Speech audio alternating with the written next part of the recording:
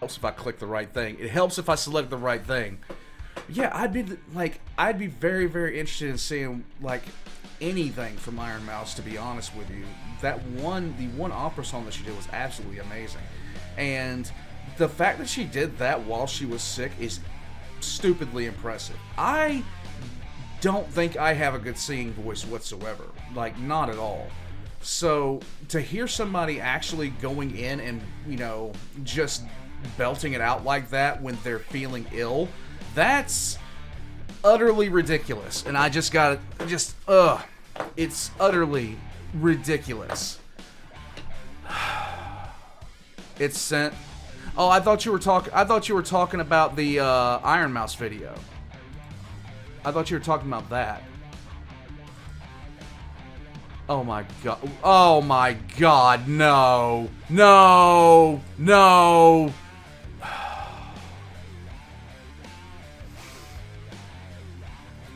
Yeah, no shock. She's trained for opera. I'll see if I can't find it after this. I really do want to see that though, because I like anything that Iron Mouse sings. Just being honest with you. Guys, let's get into this. It's Reggie. Now this is Gnomoria? Gnomoria? I don't know. I don't know. But we know that Reggie is going to be delivering something here. Reggie plays games that I've never heard of. I just never even conceived of, and then I sometimes want to get them just because I want to see if I can do what he did, but then I realize I never play games, and that makes me sad. So. We're gonna jump into this though, guys. Oh, let's just go. Let's just go. Here we go. Situation. You're walking down the street and you discover a priceless artifact. It's so valuable that it attracts thousands of visitors and also thousands of thieves. How? That's just regular life. That's $1 in Detroit. Oh, do you plan on defending your divine relic from the hordes of attackers? Will you set up an elaborate series of booby traps? Perhaps construct an army?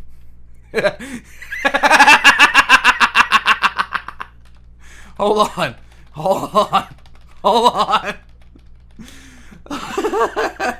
We're only 18 seconds in and I'm done. Hold on. Will you back up faster? There we go. That's a trap, okay? That is an absolute horror show. Perhaps construct an army G-Mage, of automaton serial killers, or even take matters into your own hands with a giant musket. That is the question we will answer in today's video, as we'll be playing Gnomoria, but we start the game with a ring worth $4 million, which attracts a lot of unwanted attention. But first, what is Gnomoria? It's a real mousetrap? I'm not surprised, Sosa. I am really not surprised by that. I probably need one for the mouse that I got upstairs. It's not a mouse, it's a rat. Gnomoria is the dollar store love child of Dwarf Fortress and Ringworld, developed by a man who is loved by his community. And personally, it might be my favorite. Not because it's good, but because much like an abusive relationship, I got used to it. Growing up, some people could afford 100% fresh organic orange juice, but the rest of us had to settle for artificially colored liquid microplastic at half the price. I'm not complaining. In fact, I'm thirsty for more, because this game hasn't received an update in 10 years, and for the low price of $5,000, you can even buy the domain. But before we go any further, I need to ask you one question. Have you ever wanted to become an intergalactic rogue trader supplying a technocratic state which uses a pseudo-religion to subjugate the human race in an effort to predict the future? If so,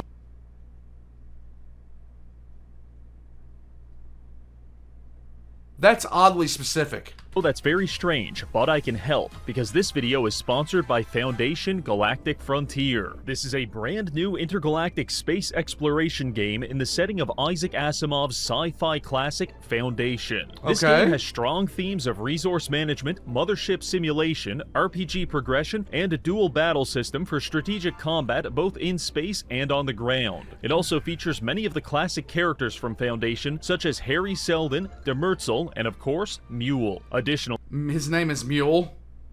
His name is Mule. The soundtrack was co-produced by the composer for Stellaris, so you know that music hits just right as you're smuggling 10 million credits worth of contraband across the Galactic Empire. But Okay, they have a good soundtrack. I'm okay with that. that's not all, because you're free to make your own adventure. Become a peaceful trader, a research vessel, an explorer, or even a space pirate. The choice is yours. Personal endorsement. Everyone I know or have ever talked to in person, online, or via letter correspondence is currently playing this game, and we all think you're missing out. So don't delay. Make your mark on one of sci-fi's most prolific franchises and try Foundation Galactic Frontier today for free on PC or mobile. You can use my link in the description to download the game and get a free hero and battleship. Also, don't forget to use my code Galactic Reggie to get some extra resources for your journey. Thank you, Foundation Galactic Frontier. Now, back to the video. Let's go. Now, the first battle we have to fight in this video is against the game itself.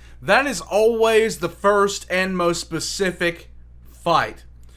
That is always the best and most specific fight that you're ever going to have, is the fight against oneself. The video settings tab creates an illusion of choice, but trust me, this shit ain't going any higher than 1080p, and if you try to use the custom resolution to adjust it, you will be disappointed. Once you've capitulated to the 1080p fundamentalists, we can begin the game, at which point the challenge of this video becomes clear. We start with 8 gnomes, a handful of random supplies, and a ring worth $4 million. That alone is 40 times the net worth of an entire late-game kingdom, which is Thank you, Slacker. Use code BAILMONEY to get some gamer subs and get Fleek a Creator Cup. He does need it. Problem because the game scales enemy raids based on how valuable your kingdom is, meaning that within a few days we're going to have somewhere between 50 and 100 fully armored goblins and ogres show. Fleekazoid does need his own Creator Cup, I swear. Reggie needs to redo his Creator Cup, okay? Reggie needs to redo his Creator Cup because I didn't get a chance to get it, and that kind of irritates the crap out of me. Up to kill everyone here, and it's up to us to figure out how to survive. My goal is to hold out for 5 years, Sweet. But we'll be lucky if we can get 5 days. So let's get to work. Going into a challenge like this, the optimal playstyle isn't immediately obvious, so I tried a few different survival strategies. Attempt number 1. Our ring attracts dozens of goblins, but it also attracts dozens of gnomes, so I focused on crafting as many weapons as possible and creating an improvised army to fight off the goblin raid. Cool. This was a disaster. I knew it would be bad, but I had no idea just how bad things could get. Within seconds of the armies clashing, our kill feed lit up with every person I had ever known. Punctured lungs, crushed bones, What's up, Sergeant mutilated Primrose? eyes. Our gnomes never stood a chance. Wow. Sometimes the goblins would even pick up our severed limbs and beat us to death with them. Wow. Needless to say, we lost, and we're clearly going to need a more creative strategy if we want to survive. Attempt 2. I tried forcing the goblins to path through an underground dungeon, hopefully being killed by the monsters inside. Right. Kind of worked, but it also started a zombie outbreak in my colony and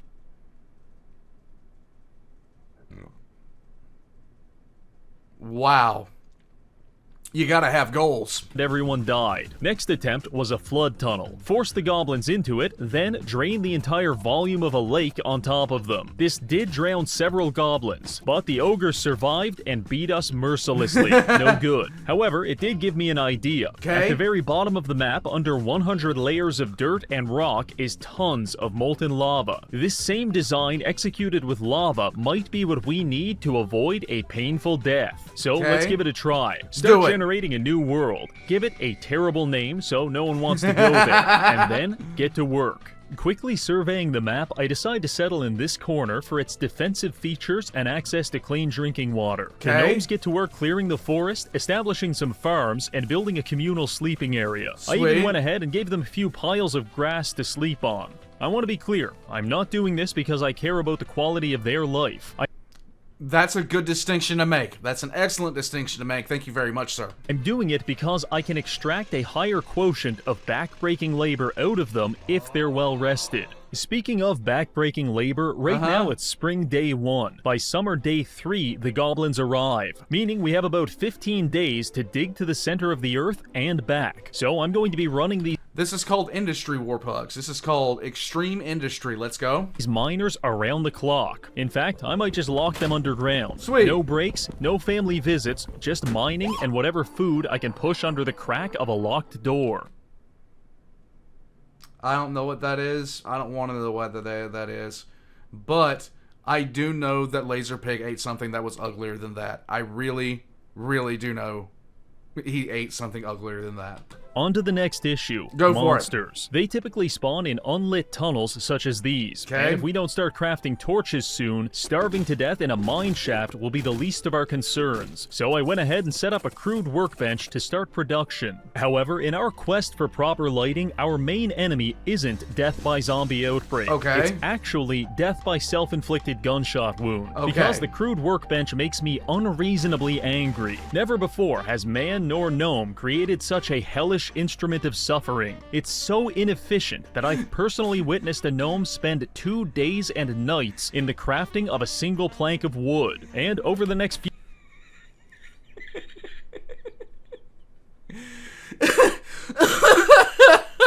few days, we're going to need hundreds. After several hours of swearing at my computer screen, I managed to white-knuckle our way into some more efficient workshops, and we began lighting the mine shafts as well as building a kitchen to process our food supplies. Good. Gnomoria boasts a diverse selection of meals to keep our gnomes happy and healthy. However, Wait, did that say what?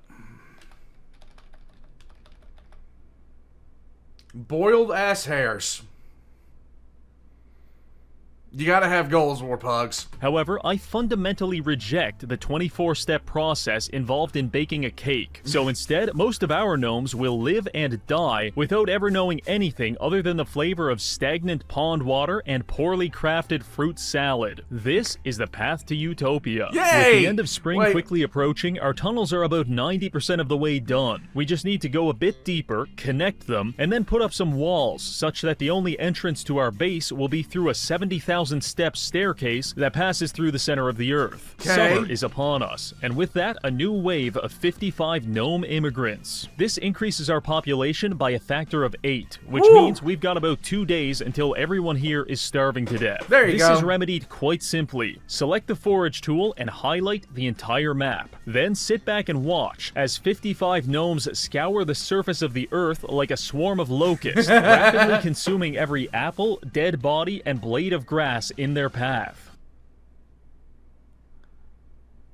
Apples, dead bodies, and blades of grass. I think that they're not gourmands here, Warpugs. I can only imagine the mental flashbang of being a tourist in our colony. Hey, welcome to the world-famous Colony of the Ring. Shut the fuck up and start eating these bugs. Once that's done, follow me through the lava tunnels and try not to breathe. The ambient temperature will scorch your insides and kill you, in which case we will be processing your body into sausages. Oh, and in case you're wondering where the bathroom is, it's all around you. Sweet. Enjoy your stay. Summer Day 4. The goblins will be upon us any minute. Okay. Luckily, the tunnels are ready. All we have to do is knock out a few walls, and within minutes, hundreds of liters of lava will flood these passages. Also, I've had our stoneworkers craft some reinforced doors to slow down the attackers while they burn to death. Right. If we're lucky, this just might work. Let's go. Suddenly, we receive a notification. A goblin has just been spotted. Jesus Christ, it's the whole goddamn herd. And they're heading straight for the tunnel entrance. I send a gnome to race them underground and open up the floodgates. The lava begins flowing, and several of my citizens are painfully immolated by accident. This is called acceptable casualties, Warpugs. However, other people's suffering is a small price to preserve my greed. Exactly. Shortly after, the goblins rush into the tunnel and begin beating down the doors. They're now standing in the lava, which is killing dozens of them and horribly mangling the rest. Nice. By the time they get through the third door, the lucky ones are dead, while the rest are completely blind, immobile, and stuck thrashing about in superheated magma. There When you a goblin go. raid suffers enough casualties, they may attempt to retreat, which sounds good. However, we can't let that happen, Right. because there's a chance they come back with a goblin engineer and dig their own tunnel straight into our base. So it's now time for the finishing touch. While the goblins are desperately throwing their body against the stone doors, I have a miner sneak behind them and remove the stairs that they use to get down here. I can only This is called, this is Canada level, okay? This is Canada level war crime right here. Imagine the look of horror on their face when they attempt to retreat from the lava tunnel massacre, only to look up at where the stairs used to be and realize they can't leave. Actually, that's not entirely true. They technically can leave. They just have to fight their way through hundreds of liters of lava, a pile of dead bodies, and several reinforced stone doors. Nice. Which is easier said than done when most of your limbs have been burned off and the intense heat has melted your eyeballs. This is Regardless, true. some of them tried, and they got pretty far. But even the ogres couldn't get through the final doors. A few of the other goblins refused this fate and instead camped out in the unflooded sections of the tunnel. That's fine too. There's nothing I love more than getting the notification, a goblin has died of thirst. Really makes my day. Either way, by the end of the night, our visitors were dead and our population remained mostly alive. I'm sure we'll be hearing from the Goblin Rights Committee, but this is a huge step forward for all of gnome kind. Yes. Now that was great, but successfully timing all of it is a nightmare with a high probability of failure. And even in the best case scenario, it usually involves at least a dozen gnomes being incinerated. I don't know why, but who cares? Who cares if you can replace them? but the lava tunnels seem to be a very popular spot to take naps. This is natural selection on the highest level. So for the time being, we may be safe from the goblins, but soon we'll be dealing with a far more insidious enemy, starvation. Yes. Winter is about 20 days away, and during winter, none of our crops will grow, meaning that if we don't have a huge stockpile of food by then, our population of 60 gnomes will quickly become a population of 60 emaciated corpses. So I get to work doubling our farming infrastructure and producing an industrial quantity of fruit salad. The next goblin raid shouldn't be for another 6 to 8 days. You're in Reggie's camp. You live your life eating for nothing but fruit salad and shitting behind a tree, digging tunnels and trapping goblins in lava pits to their death. This is your life. In this moment, I genuinely believed we were safe, until I was reminded just how far down the food chain we are. Because when one of our lumberjacks was attacked by a honey badger, I drafted 20 people into a militia and sent them to beat it to death with their bare hands. Little did I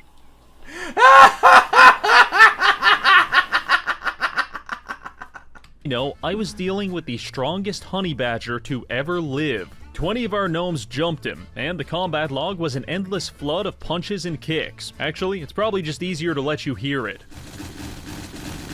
That's the sound of 20 people punching, kicking, headbutting, and biting the badger every second on 4 times speed. Wow. We have broken all of his legs, permanently blinded him, crushed his upper body, lower body, head, and neck, and collapsed both of his lungs. And yet, he refuses to die. In fact, I let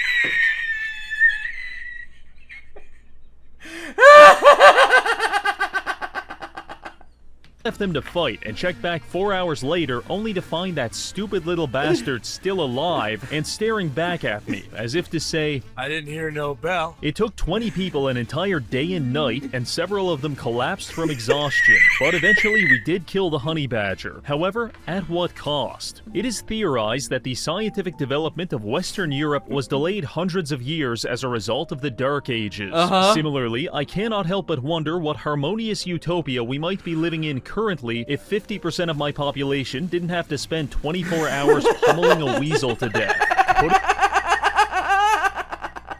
Putting that behind us, I spent the next week setting up a grove to give us a renewable source of timber, and I prepared another lava tunnel for the next wave. This one hit us at the end of summer, and dare I say, it went pretty good. However, the goblins seemingly changed their tactics this time. They sent 80% of their army into the tunnel to kill us, but they also left about a dozen unarmed goblins on the top side to keep watch. The result of this is that after we dissolve the main goblin force underground, we then have to run out onto the front lawn and engage the remaining goblins in a 35-man fistfight. Luckily, we have access to military perks, which effectively turn our unarmed gnomes into meth-addled lunatics. So the goblins were literally ripped apart and sold for drug money. We're now entering fall, and our stockpile of food is growing steadily, which is good, because I've recently found out goblin meat is purple and probably not suitable for consumption. With the let's just be honest, Nikado Avocado would have eaten it. He would have eaten it, just no problem. Tunnels done and our farms maxed out, I decided to start a construction project. You see, it's only a matter of time until the lava tunnels fail us. But if we research some better technology, I think I can craft a foolproof alternative. What would that So I be? began designing a research tower to house all of our scientists for 24/7 research. If you're lucky enough to be drafted into the science team, congratulations. You no longer have to sleep in the communal dormitory, bathroom, living room, shower hybrid. Now you've got your own bed, and Yay. even freshly delivered food to maximize your research effectiveness. And what do you know? It's fruit salad. It took a while to build, but by the end of the month, research was well underway. By studying at these tables, our engineers collectively moved this progress bar closer to unlocking a new invention. Traditionally, people only have Oh my god! one or maybe two engineers, but I'm styling this more like a Bitcoin farm, There with you at go. least a dozen researchers all operating in tandem to find the research solution. In testing, I found that a team of 50 scientists can unlock the entire tech tree in 18 days. However, we can't afford to spare that many workers, so we're settling for a dozen. The sooner we get this research done, the better our chances of survival, and also less gnomes will have to die in industrial mining accidents. So to motivate the science team, I decided to build the roof of the research tower out of straw, and then I designated it as a stockpile for dead bodies. In this way,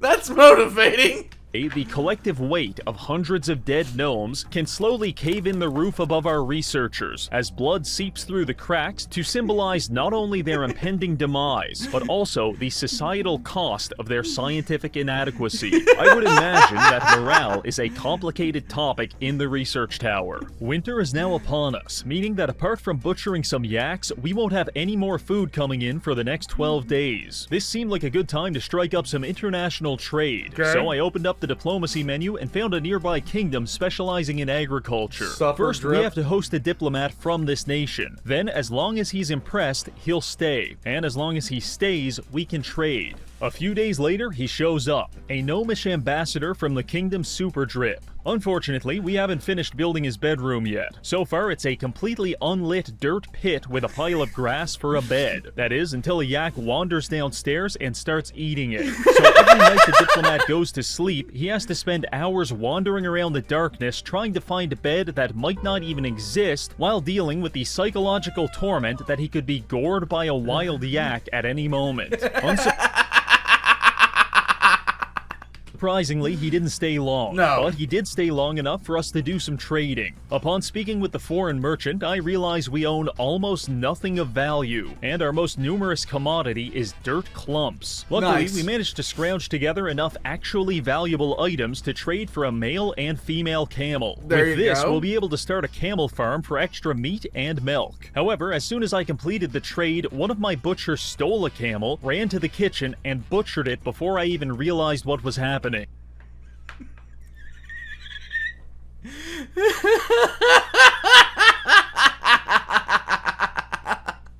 That camel cost 1,000 gold and several sexual favors, and now it's going to be a fucking sandwich. Sometimes I think these people don't deserve to survive, but I push on. On the topic of survival, winter is actually going quite well. Going into this, I was prepared to lock half the population in a cave and let them starve to death if need be. But we're about halfway through the season, and we still have 75% of our food left, so we'll save the cannibalism for another day. The rest of the month proceeded relatively smoothly. Our researchers came up with their— Hey, Vince, he gave them fruit salad. He gave them fruit salad. What do you want from him? first inventions, such as a hand crank, spike traps, and levers, which are all useful tools, but we need to go even further. Other than that, I spent the season refining our lava tunnel design to reduce the gnome fatality rate. Unfortunately, some goblins did manage to sneak into the base and kick the shit out of one of our camels. Now, if there's one thing you don't do in Gnomoria, it's fuck with another man's livestock. Up to this point, I've been treating these little skirmishes as friendly fist fights between rival soccer teams. But now,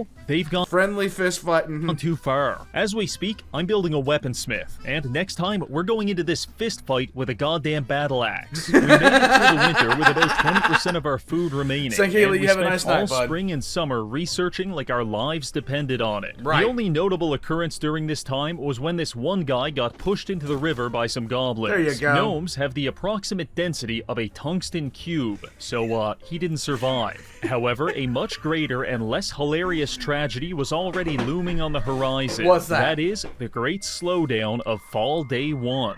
I was playing the game normally, commanding my gnomes around in a form of pseudo-slavery while gawking at police body cam videos, when suddenly the frame rate began grinding to a halt. That's weird, I thought to myself. Let's see if it passes. Nope, it only got worse. Eventually, it took 15 seconds for a single in-game minute to pass, and I had to click every button 100 times for it to register. I tried reloading previous save files. No good. For whatever reason, every time on day 1 of fall, the game starts dying. At this point, I'm getting desperate, and in my fear and confusion, I turn to religion. What's my that? working theory is that the dark power of the One Ring is trying to sabotage us from completing this challenge. Right. So I began making sacrifices to the satanic gods of Gnomoria in an attempt to appease them and get past Fall Day 1. I ritually sacrificed all of our yaks and destroyed our entire stockpile of food. To my surprise, this actually worked, but it only got us to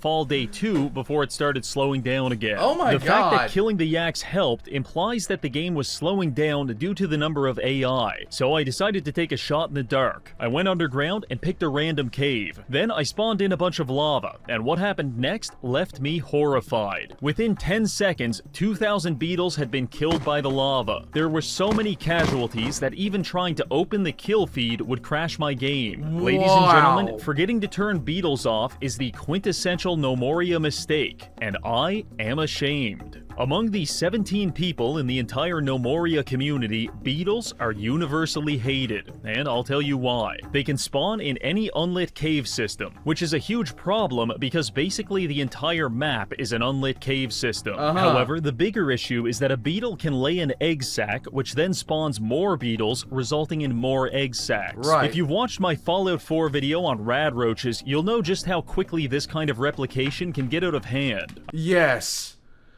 His Fallout 4 video gave me the heebie-jeebies. I don't like using dev tools in these challenges, but it's either that or the entire game hard locks due to 3,000 beetles spawning every day. So you better believe I lava'd the shit out of that cave system and used a save file editor to disable any more beetles from spawning. With the beetle population bomb now defused, we can move on to the most important part of the video, because the science team has officially invented pressure plates, hatches, and windmills. yay. With these 3 items, we can create a master contraption capable of defending our base against thousands of goblins. So, let's get to it. The first job is to generate electricity. In a perfect world, we could devise some kind of machine to convert human suffering into an indefinite source of energy. But unfortunately, Just as human stupidity is far easier. we're stuck using renewable energy, such as windmills. Creating a wind farm was the easiest part of this process, and it involved the fewest casualties, but the same can't be said for the next part.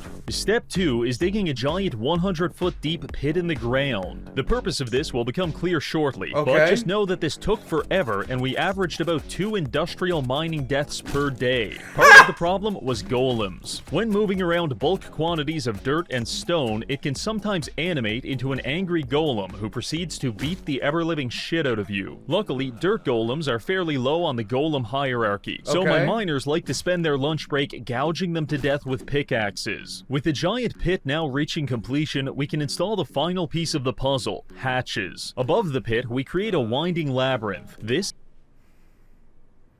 is brilliant. I absolutely love this.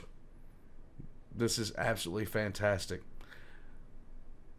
This is how you get rid of door-to-door salesmen soliciting you at 6 o'clock in the morning on a Sunday.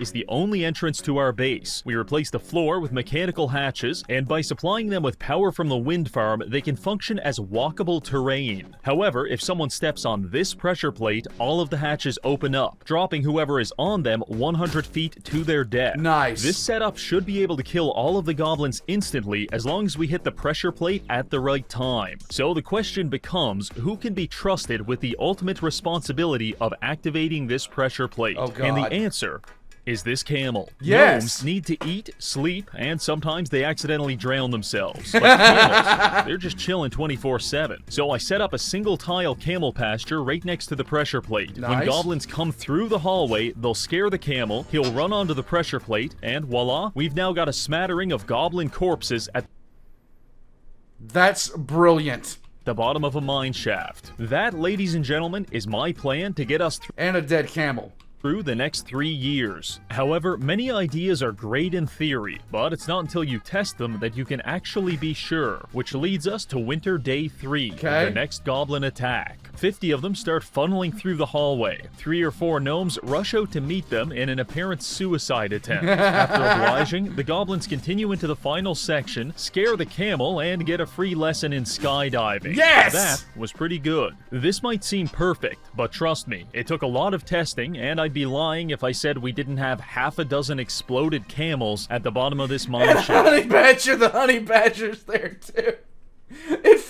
Something took out the honey badger.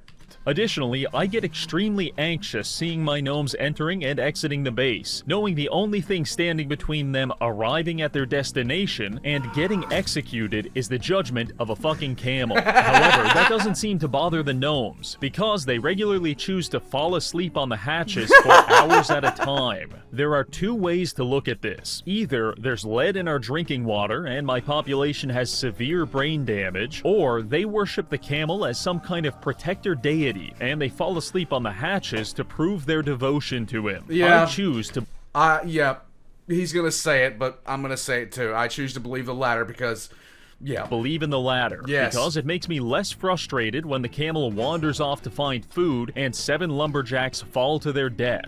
Another issue with this design is it requires more electricity than our wind farm can produce, so we had to use a coal generator. Thing works great, until we run out of coal, and well, you get the idea. This leads me to my next point. Coal and monsters. We can produce some coal ourselves at these furnaces, but for the amount we need, we've got to do a lot of mining. And whenever you mine, there's a chance of zombies spawning. With the goblin threat neutralized, a zombie outbreak is now the greatest risk to our colony. So we expand the military. 2 squads, one with warhammers and one with halberds. These take forever to craft, but they're already coming in handy. At this point, it's all coming together. We just need to avoid starvation, hatch failure, and zombie apocalypse for another 3 years. Yeah, why and not? the challenge will be complete. Good. So I put this shit on quadruple speed and start passing the days. More goblin waves hit the base, and we refine our technique. We've now got about a 95% success rate on the hatches. Nice. And whatever goblin survives is usually mobbed by gnomes until someone bites the lungs out of their chest. If cutting down a naked goblin and eating the organs straight out of his rib cage isn't utopia, then I don't know what is. Speaking of, as president of this wonderful colony, I'd like to introduce my platform for year 3.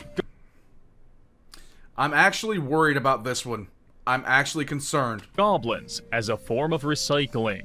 There we go. There we go. Now we're really cooking with gas.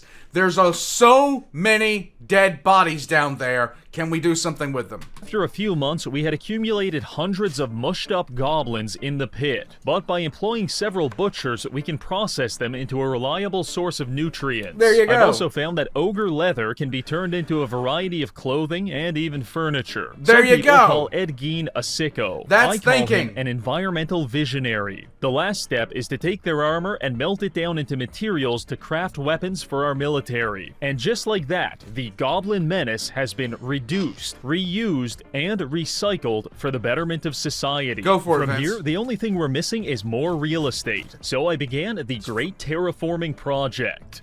It's free real estate. We're going to flatten out this entire mountain range and turn it into farmland and maybe an amusement park. This project took a very long time and involved us killing several thousand dirt golems. By the end, we were so proficient at their slaughter that we'd show up, immediately cut off all of the golem's limbs, and then stomp it to death as it writhed on the ground in agony. There you the go. golem population might not agree, but this is what I would call our golden age. An era of decadence never before seen. The goblins were crushed under the weight of their own aggression. The military was stronger than ever, and our harvests were bountiful. Yay! In fact, a little too bountiful. By accumulating over 2,000 food, we actually attracted the attention of a nearby mant colony, which sent some worker drones to raid us for supplies. Our camel was on smoke break at the time, so they actually managed to infiltrate the base and steal a few meals. However, the man- They got fruit salad, war pugs. What are they ever gonna do without the fruit salad? brain What's going on Kick there, Weird?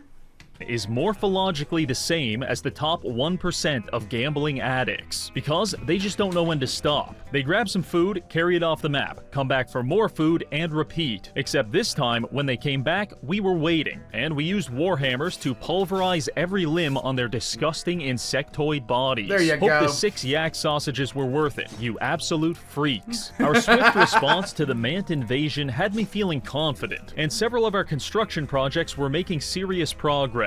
I thought to myself, nothing can go wrong now. Right. And then it did. Oh. One of our main jobs was the excavation of a giant underground arena, and me, a careless piece of shit, didn't follow the torch safety protocol, Right. which resulted in a zombie spawning and attacking my miners. Don't tell the Union, but this happens pretty often. As a matter of fact, it's simply cheaper to get a new gnome than it is to craft a new torch. Right. The typical response in this situation is to send 2 to 3 guards down, kill the zombies, and get back to work. However, this one was special. Before we could respond, the zombie chased down a miner, cornered, infected, and consumed him. Maz was the first soldier on the scene, but he forgot to put pants on before coming down.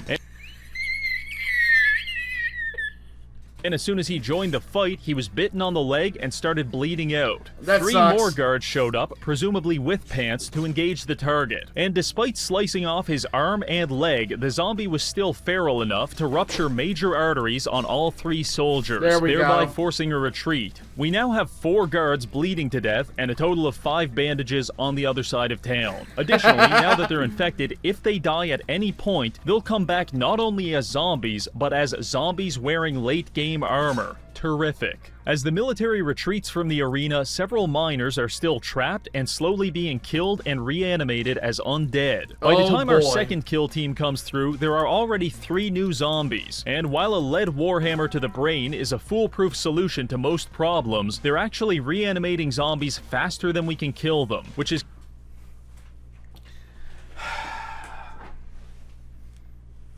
I hate when I'm playing a game and I think I have everything under wraps, and then all of a sudden something like this rears its ugly ass head and just completely throws a wrench. How many games of anything have I played where a simple click of a button has destroyed everything? And I mean everything.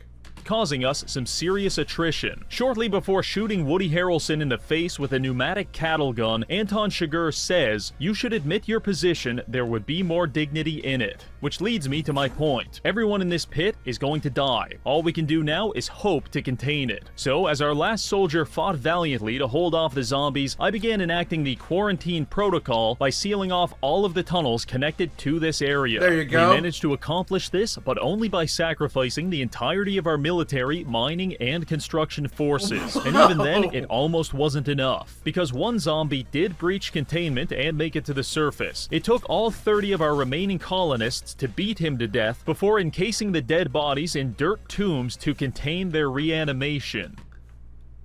It's Chernobyl.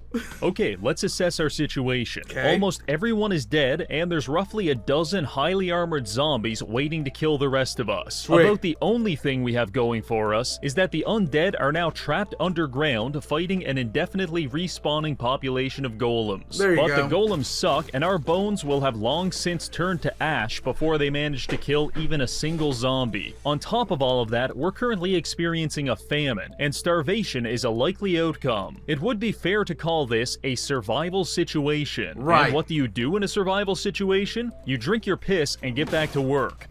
I thought he was going to say cannibalism. I honestly thought he was going to say cannibalism. I'm 100% sure of it. I was absolutely sure that he was going to say cannibalism there. Sometimes you're just wrong, Warpugs. Sometimes you're just wrong, okay? And there's nothing that you can do about it. It makes me sad. It really does. Let's go. So I began foraging the countryside for food while crafting some new weapons and armor. This allowed us to survive until the next season, at which point we received a new batch of gnomes. Right off the bat, 50% of them drafted into the Zombie Eradication Corps. Training begins immediately. The weak do not survive. They've got new weapons, new armor, and most importantly, armored pants. I gave them a month to train, and now it's time to go. Their first test was the outdoor zombie I managed to trap in this dirt capsule.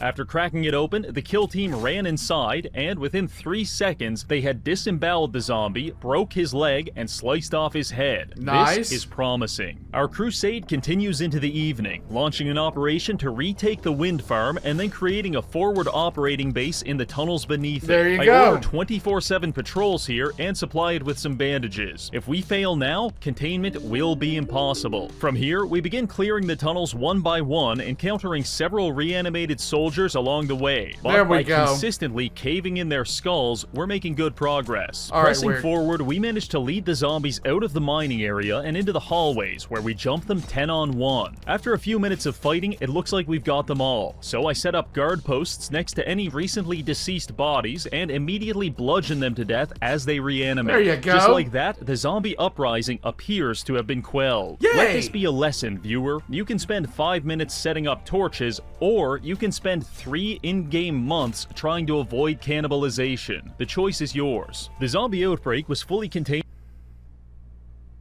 Still worth it.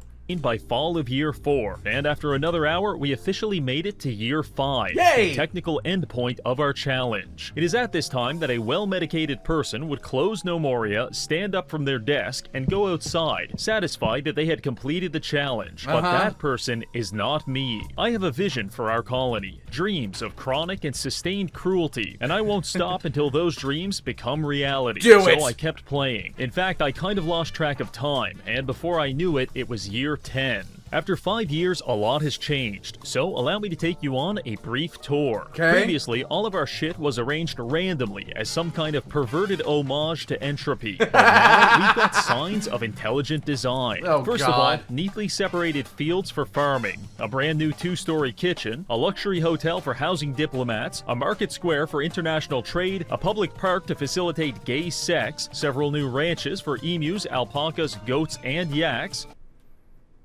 What about the camels? a cemetery with 600 dead gnomes stuffed into like 30 graves, and finally, a budget motel for all of our farmers. Just don't mind the dead migrant worker on the second floor. Or the one on the roof. Been meaning to peel him off for a while now, but I think he's long since fused into the grass. There you go. You may be thinking, damn, Reggie, you really spent 5 years building all of this? To which I reply, no. This took about 6 months. The other 4.5 years was spent designing the Goblin torture chamber. Please, follow me underground where no one can hear you scream. I'll explain there. For the Okay. first 5 years of this colony, we were tormented relentlessly by the Goblins. And Right. lately, I realized that the instant death of hitting the ground at 90 miles an hour was simply too merciful. So It makes sense. It makes sense and it tracks, Warpugs. I built something special just for the goblins. Oh. Let's work through a hypothetical situation. Yes. You're a sadistic inbred goblin that attacks my colony. After you finish smearing shit all over yourself because you're a disgusting creature, you make your way to my front gates, at which point you get filtered by the camel. However, unlike your predecessors, you do not drop 100 feet to your death. Right. In fact, you drop 10 feet into some kind of collection chamber. You're Okay. stuck, but not for long, because I have carefully and painstakingly designed 6 different paths for you to take, which could lead you into my colony if you survive. Oh. And depending on which lever I pull in this control room, one of those paths will open.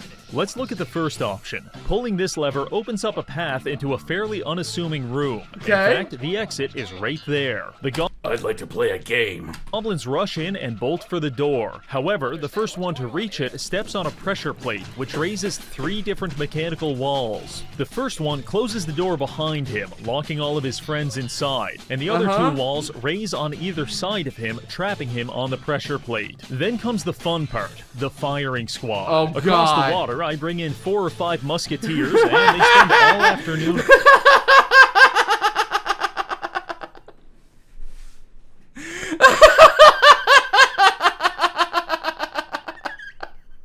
blasting the goblins with lead musket balls at close range. This method of execution takes a while, but it's a great way to level up our marksmanship. After it's all done, we go in, collect our recycling material, and it's ready for another group. But maybe you don't get that room. Maybe instead, we open up this path. It leads the goblins into a series of trap doors, which then deposit them in an underground pit. This doesn't seem so bad, until I have my engineers activate a series of electric pumps, which begin pumping molten magma from the Earth's core up a series of carefully excavated tunnels and directly into the goblins' room, cooking them and all of their ogre friends to perfection. In terms of low maintenance and high suffering, you simply can't beat the Goblin Cooker 9000. There you Now, go. on to the next option. I title this one Death from Above, and you'll soon understand why. Let's it go. begins as a long hallway outfitted with a series of pressure plates, 60 feet above which we can observe a string of anvils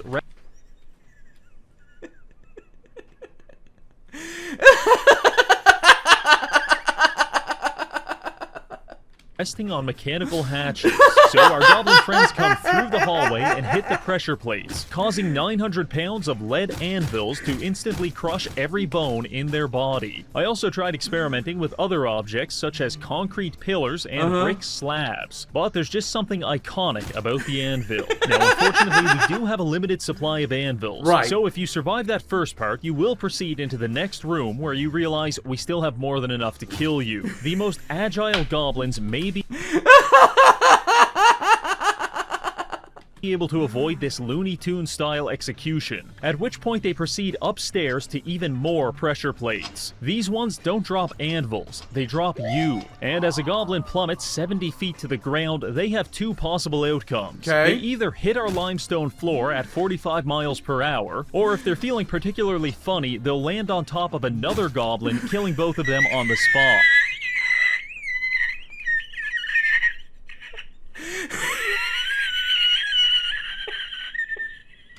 Now, in the unlikely event that a goblin manages to manifest some kind of divine miracle and survive all of that, their reward will be a mixture of 20 spike and blade traps to sever all of their major arteries before getting hermetically sealed underground by a mechanical wall. The cleanup on this room is a nightmare, but it's definitely my favorite. Moving on. For this next room, I wanted something simple and psychologically devastating, so I took inspiration from Chinese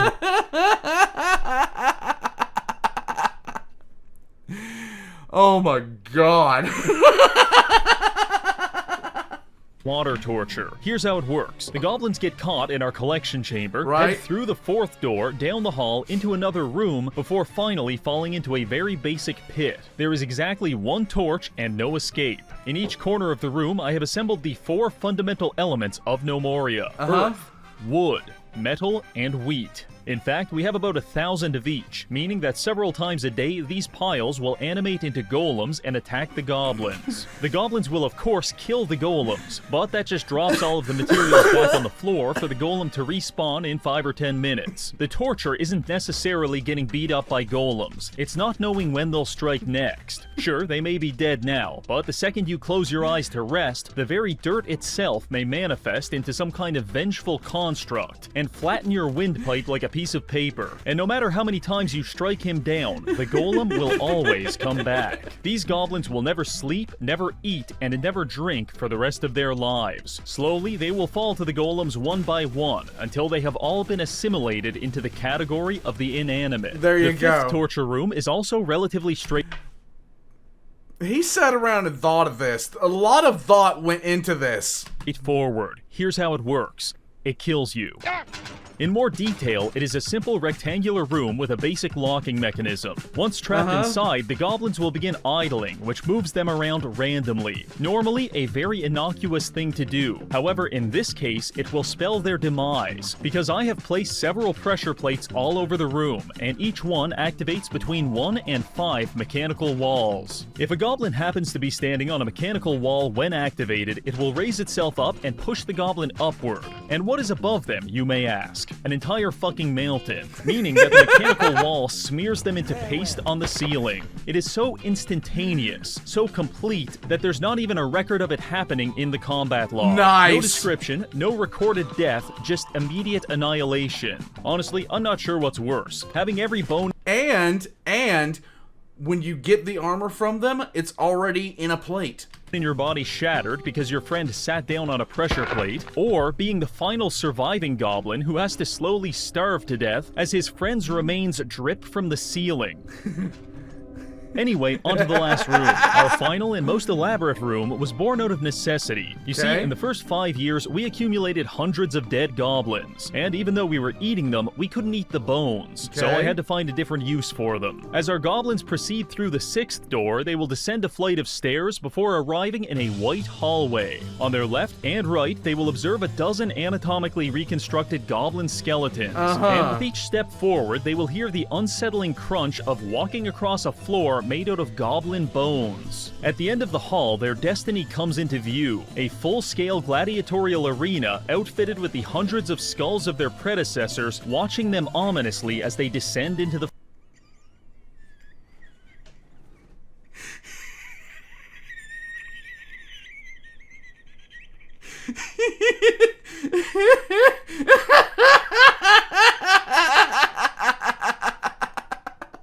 fighting pit. Once inside, the goblins are locked in the arena, at which point their presence will lure dozens of undead from the underground spawning cave. And so begins the show. Typically, the goblins are up against skeletons and zombies, but if you're willing to crash your game, you can also make them fight an infinite supply of beetles instead. And while this room may not be the most creative, it does have a certain theatrical vibe that appeals to my delusions of grandeur. There you go. All in all, pretty fun. This does raise the question though. Now that the arena is done, what are we going to do with all of these dead goblins? And the answer is quite simple. What's that? Return to sender. In the diplomacy screen, we can actually send things to the Goblin Kingdom. If they like what we send, they'll leave us alone. If they don't like it, they'll attack us with as many as 10,000 goblins. Now, in certain circumstances, returning the dead bodies of fallen soldiers could be seen as a gesture of goodwill. However, when you return those bodies in the form of 250 Vienna sausages, you are typically not afforded such a charitable interpretation. I don't like pissing the goblins off by turning their loved ones into sausages or baking them into pies. He loves it. I love it. Yes! Because there's nothing better than watching them send an army of 300 angry goblins, only for them to rush into the Crusher Room and massacre themselves within 20 seconds. As you bear witness to this carefully conducted symphony of suffering, you may feel compelled to ask, Reggie, what was the hardest part about killing all of those people? And I'll tell you, the hardest part was stopping the game from crashing. You see, dear viewer, when you play Gnomoria, every single day after year 5 is a game of Russian roulette. And the developer Robobob is the one holding the shotgun, because he made the brave and stunning decision to code Gnomoria such that it can only run on a single core of your CPU at a time. This means that despite 12 Congolese children dying in a cobalt mine for you to have the most powerful processor on the market, Gnomoria will laugh in your face as it uses only one of your 32 cores and then crashes your computer. Robobob actually future-proofed his game backwards. Absolute cinema. Understandably, playing a game at 4 FPS is not conducive to the continuity of my lifespan. It's not conducive to the continuity of anyone's lifespan. You have done well. You have fought the good fight. So I set out to solve the problem. As it turns out, the most CPU-intensive part of the game is when gnomes are idle. Even 10 idle gnomes will tank your performance. This necessitates you finding creative and at times dystopian ways to waste as much of your gnome's time as possible. And let me tell you, I got pretty good at it. For example, I came up with the concept of a grass census. I had my gnomes spend all year collecting every blade of grass on the entire map. map, counting them in a giant stockpile, and then immediately putting them back where we found them, thereby keeping us appraised on the exact population of grass for no reason. My next idea was to build a power station where my gnomes could spend 18 hours a day turning a hand crank to generate a nominal amount of electricity that we don't even need. In fact, the power station isn't even connected to the power grid, but that stays between you and me.